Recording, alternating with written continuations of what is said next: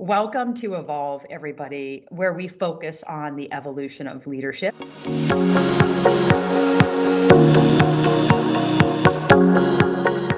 And I'm Kim Ford, your host, and I'm excited to have today a friend of mine from a company called Junkluggers. Do you mind taking a minute to introduce yourself and tell us a little bit about your company? Yeah, good morning, Kim. Thanks for having me.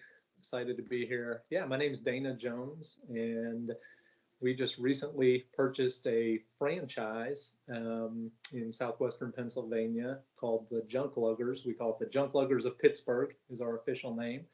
And we opened about a month ago, and our business is focused on taking things from people's homes or businesses that they no longer want or have use for, and trying to find them homes or places where they can be useful.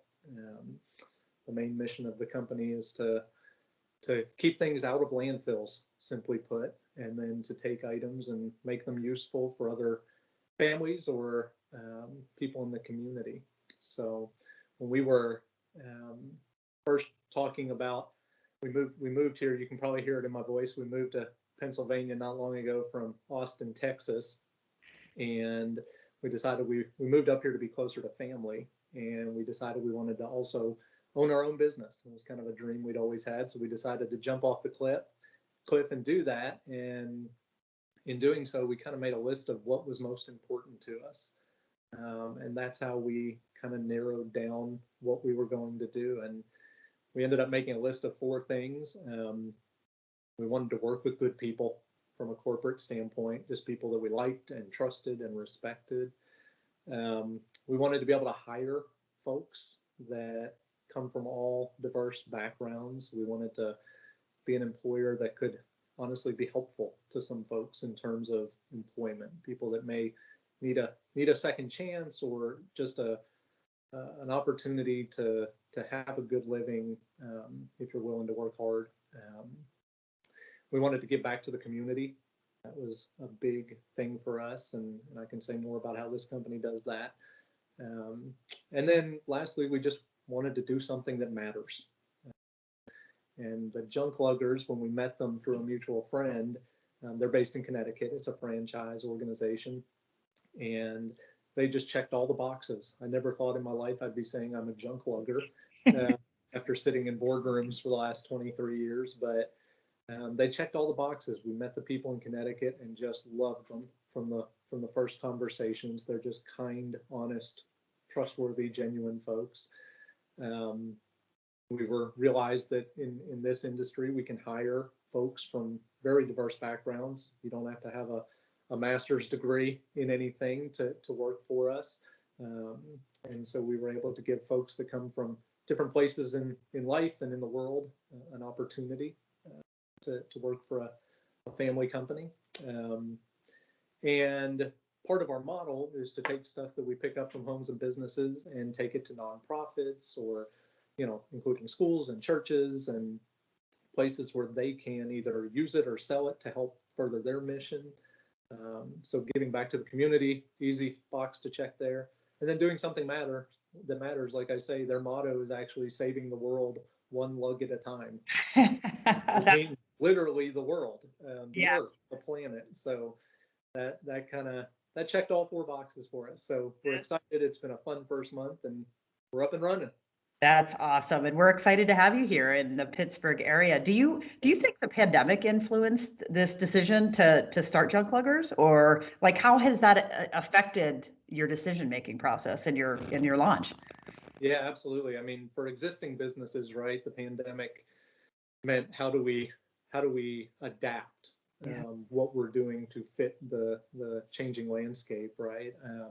For us, it was different. We only know the pandemic when it comes to our new business because we started in the middle of it. So really for us, it was about taking the lessons of the pandemic that we had learned and making them a part of our thought process in terms of what industry we chose to open a business in.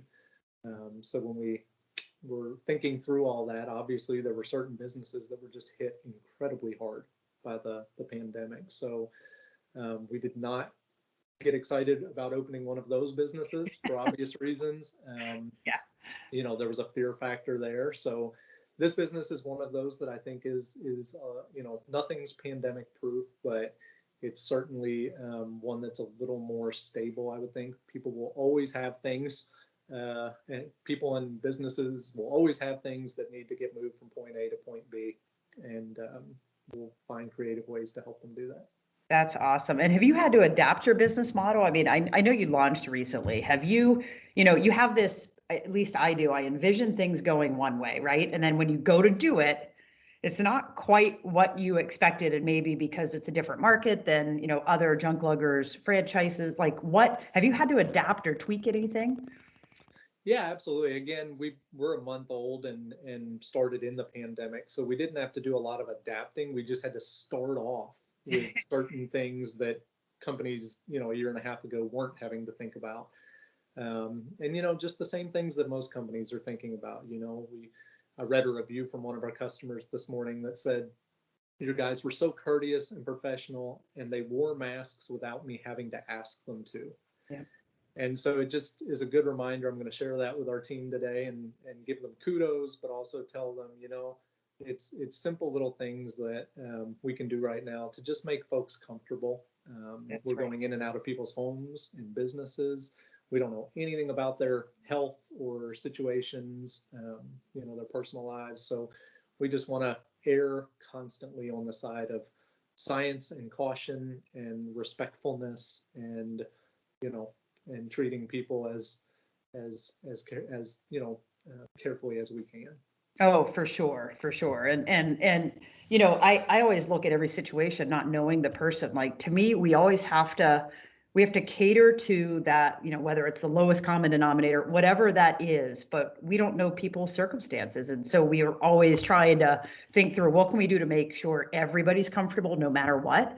And I wish more people thought like that. I think it's definitely, I think it's kind. And what's your worst case scenario? Like there isn't one, right? If you always just focus on that type of behavior, what challenge do you think could affect your industry the most?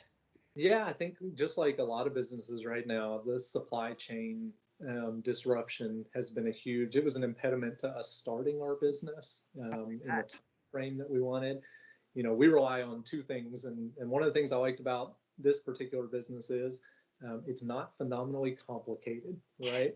But we rely on, from our standpoint, we rely on trucks and employees, right? Yeah. Trucks are extremely hard to come by right now, and they cost a lot more than they did a year and a half ago just because they are extremely hard to come by right now. So we were planning to be open a couple months ago, and that just, wasn't going to happen. So supply chain disruption is obviously impacting everything. And then obviously, the employee labor conversation is a big deal. But I'll be honest with you, my personal opinion on that is if you're willing to pay people well, then it's not that big a deal. The people who are having a really hard time finding people, it's not that there aren't people that want to work, it's that they don't want to work for particular wages. Yeah, and, I read an article this past weekend saying Target's not having the problem others are having, and I knew that. Like, I'm surprised. I could have wrote that myself. And it's true. I have a daughter in college, and she comes down from Erie to work at Target because they won't let her work at two different Targets. So she drives down and tries to get it, as much hours as she can over the weekend. But why? Because they pay her a reasonable wage. And, it's true. Unfortunately, it affects people's business model, right? We have to then, do we up the price of our food by $2 or $1? I'm happy to pay $1 more for you to pay that person something reasonable where they can work and they can be excited to come to work every day. And I think it's a challenge that we were going to have no matter what. I just think the pandemic really kind of pushed that forward, right? It opened people's eyes. And all those people that were, waitressing or servers, they're now working at Target or working somewhere that's going to provide them that, a better stable job where they're cared for and they're appreciated. And I don't know about you, but as a leader of a company, I think it's so important that we stop as much as we can and just appreciate appreciate people, like you mentioned, appreciating what that person's review said about your team, sharing how important that is. It makes them want to do it when they get to the next house. No question. For sure. As a leader, how do you think the events of the past year are going to impact your future? Yeah, I think that, one of the big things is just what we just discussed. I think the conversation, my previous employer where I worked for 23 years, we used to always say our most important asset goes up and down the elevator every day when they come and go. And that's certainly how I feel about this job, this particular business. I mean, I think that our employees, I think all employees now have had a little bit of a maybe an awakening or something. I don't know the right language, but they want to work places and have a good quality of living and get paid a fair wage. And I do think that that's going to impact business models. So I think, again, as I said, I'm totally on board with that. It's something that I want our employees to certainly feel like we are people who care about them, care about their families and their well-being and certainly their ability to provide for their families. And then I think we also learned, a lesson we're going to carry forward is, patience and an understanding that, it's a fragile system that holds everything together in the world. And, we saw how disruptive a virus can be in terms of things. So, I think about, for example, ordering new trucks. We probably won't wait to order our next truck until right when we need it. We'll probably order it quite a bit in advance. Right.